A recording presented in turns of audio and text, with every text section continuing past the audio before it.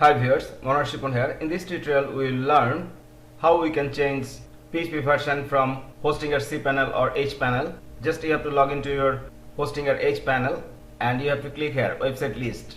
From here you will get your domain address here, and from here you have to click here dashboard.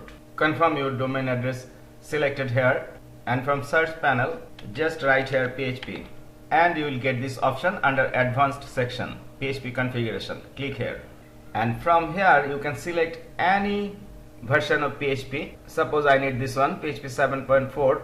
If you need PHP update version, you can select PHP 8.3. I am selecting PHP 7.4. I need PHP 7.4 and update. Now we have to click here confirm, and done. Our PHP version updated successfully. If you like my tutorials from Online Business 7 YouTube channel, please like my channel, subscribe and share with your friends. Thank you.